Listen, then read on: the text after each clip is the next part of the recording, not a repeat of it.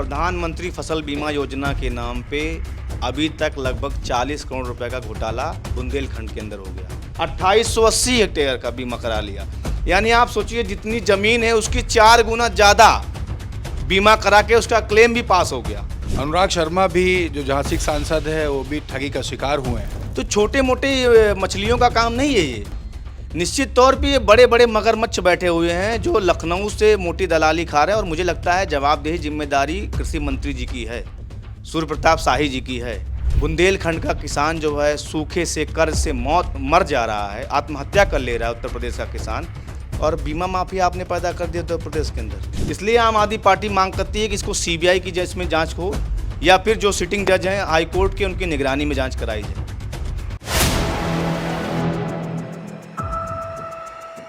4 PM news network में आप सभी का स्वागत है। मैं हूं क्षितिज कांत। उत्तर प्रदेश कैबिनेट में मंत्री हैं सूर्य प्रताप शाही। उनके नाक के नीचे एक बड़ा घोटाला हो जाता है और पूरे प्रदेश में कहीं भनक तक नहीं लगती। आम आदमी पार्टी के तेज तर्रार प्रवक्ता वंशराज दुबे ने इस मामले को उठाया है। बुंदेलखंड में एक बड़ा घोटाला हुआ, रेल की पटरियों पर फसल उगा ली गई, इस तरीके की खबरें अब सोशल मीडिया पर आम हो चुकी हैं। हमारे साथ वंशराज दुबे जी हैं। क्या घोटाला हुआ है?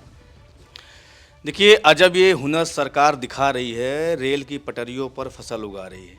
ये महज इत्तेफाक नहीं है। उत्तर प्रदेश के अंदर लगभग जब सरकार को 2 टर्म पूरे होने को हैं और आपने तमाम तरीके का घोटाला देखा होगा, लेकिन यहाँ उत्तर प्रदेश के अंदर प्रधानमंत्री फसल बीमा योजना के नाम पे अभी तक लगभग 40 करोड़ रुपए का घोटाला बुंदेलखंड के अंदर हो गया। झांसी की बात करिए, महोबा की बात करिए, ललितपुर की बात करिए, तो इन तमाम जनपदों में आप देखेंगे कि नाले की ज़मीन के नाम पर, बंजर ज़मीनों पर, रेलवे लाइन की ज़मीनों पर, इन सब पे एक कंपनी है, insurance company, IFFCO Tokyo general insurance company. इस कंपनी ने बिना फिजिकल वेरिफिकेशन किए, बिना किसी सत्यापन के लोगों को पता चला ज़मीन किसी और की है और क्लेम कोई और ले रहा है। तो इतना बड़ा घोटाला उत्तर प्रदेश के अंदर हो गया और आज बुंदेलखंड से लेकर लखनऊ तक एक तरफ से सन्नाटा पसरा हुआ है। क्यों? क्योंकि IFFCO Tokyo general insurance company एक जॉइंट वेंचर है भारत की और जापान की। इफ्को के चेयरमैन कौन है? दिलीप संघानी जी। दिलीप संघानी जी कौन है? ये हैं भारतीय जनता पार्टी के कद्दावर नेता, नरेंद्र मोदी जी के साथ जिनकी तस्वीर है। तो कहीं ना कहीं मुझे लगता है ये इसके तार जो हैं, इतना बड़ा घोटाला जो संभव नहीं हो सकता। आप सोचिए कि एक गांव है 747 हेक्टेयर का, ये 2024 खरीफ की बात कर रहा हूं मैं, और बीमा कितने का हो गया? 1138 हेक्टेयर के, लगभग 2 गुना ज़्यादा। और यही नहीं, 2025 में आप बात करिए, खरीफ 2025 की बात करिए, तो 747 हेक्टेयर का जो था वो बढ़ के हो गया 2880 हेक्टेयर का बीमा करा लिया। यानी आप सोचिए जितनी ज़मीन है उसकी 4 गुना ज़्यादा बीमा करा के उसका क्लेम भी पास हो गया। तो हमारा कहने का मतलब ये है कि प्रधानमंत्री फसल बीमा योजना, जो प्रधानमंत्री जी जिसको अपना ड्रीम प्रोजेक्ट बताते हैं, तो क्या ये ड्रीम प्रोजेक्ट यही है कि किसी कंपनी के नाम पर इतना बड़ी धनउगाही उत्तर प्रदेश के अंदर हो रही है? बुंदेलखंड का किसान जो है सूखे से, कर्ज से मर जा रहा है, आत्महत्या कर ले रहा है उत्तर प्रदेश का किसान, और बीमा माफिया आपने पैदा कर दिया उत्तर प्रदेश के अंदर। तो ये मामला चूंकि अभी संज्ञान में आया है और चूंकि सन्नाटा पसरा हुआ है इस पूरे मुद्दे पर, इसलिए हम लोगों ने इसको आज प्रेस वार्ता के माध्यम से उठाया। अनुराग शर्मा भी जो झांसी के सांसद है वो भी ठगी का शिकार हुए हैं।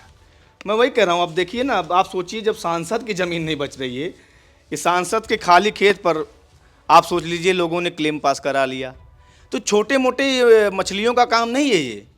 निश्चित तौर पे ये बड़े बड़े मगरमच्छ बैठे हुए हैं जो लखनऊ से मोटी दलाली खा रहे हैं। और मुझे लगता है जवाबदेही जिम्मेदारी कृषि मंत्री जी की है, सूर्य प्रताप शाही जी की है। क्योंकि आपके नाक के नीचे अगर इतना बड़ा घोटाला हो रहा है और बावजूद उसके आप कुर्सी पर बैठे हुए हैं, तो न्याय कैसे होगा? और मुझे लगता है जांच कैसे होगी? मंत्री जी खुद ही अगर जांच करवाएंगे, खुद ही पैसा दबाकर टेबल के नीचे लेंगे, तो कहाँ से निष्पक्ष रूप से जांच होगी? इसलिए आम आदमी पार्टी मांग करती है कि इसको सीबीआई की जज में जांच हो या फिर जो सिटिंग जज हैं हाई कोर्ट के, उनकी निगरानी में जांच कराई जाए। तो ये मामला दूध का दूध और पानी का पानी होगा। और जो आंकड़े निकल के आ रहे हैं, अभी 40 करोड़ नहीं, समथिंग 90 करोड़ के आसपास क्लेम पास किया गया है। तो ये जो बाकी के 50 करोड़ अमाउंट जो मैं बता रहा हूँ, जो बड़े हुए हैं, अब जब उसमें भी निकल के आएगा तो उसमें भी एक चीज़ें साफ हो जाएंगी। आपने मगरमच्छों का नाम लिया, कौन है मगरमच्छ? मगरमच्छ निश्चित तौर पे मैं बताया आपको, दिल्ली से लेकर लखनऊ होते हुए बुंदेलखंड तक के तार जुड़े हुए हैं। और आप सोचिए कि वो नालों पर आप सोचिए, अगर बीमा हो जा रहा है, नालों की ज़मीनों पर बीमा हो जा रहा है, तो कहीं ना कहीं ये मगरमच्छ जो है वो अमित शाह जी के ऑफिस से लेकर या अमित शाह जी तक के तार जा रहे हैं। और निश्चित तौर पे लखनऊ में मंत्री जी बैठकर, या निश्चित तौर पे योगी आदित्यनाथ जी का भी इसमें हाथ होगा। तो ये तार जो है दिल्ली से बुंदेलखंड जा रहा है वाया लखनऊ होते हुए। किसानों से बात हुई आपकी? किसानों से नहीं, वहाँ के किसान नेता हैं मेरे जो अभी धरने पर बैठे हुए हैं, जिनकी मांग है, और निश्चित तौर पे जो गिरफ्तारियाँ हो रही हैं, मैं उनके संघर्ष को भी सलाम करता हूँ। और आज किसान तमाम वहाँ पे संघर्षरत हैं। और दुर्भाग्य ये है कि ना सरकार का कोई नुमाइंदा उनसे मिलने जा रहा है, ना अधिकारी कोई रिस्पॉन्स कर रहे हैं। सब अभी अपनी फाइलों को समेटने में लगे हुए हैं, अपने कुकर्मों को मिटाने में लगे हुए हैं। और आम आदमी पार्टी इस मुद्दों को छोड़ने वाली नहीं है। कैसा स्टैंड लेंगे, क्या स्टैंड रहेगा आप लोग? आप अभी जो किसानों से बात हो रही है, तो आज ये हम लोग प्रेस वार्ता किए हैं इस मुद्दे पर, और निश्चित तौर पे आने वाले दिनों में इसमें एक बड़ा आंदोलन हम लोग करेंगे, खास करके बुंदेलखंड के अंदर। बिल्कुल। तो देख रहे प्रधानमंत्री कृषि बीमा योजना, जो ड्रीम प्रोजेक्ट है प्रधानमंत्री नरेंद्र मोदी का, उस पर कहीं ना कहीं मुंह चढ़ाया गया है।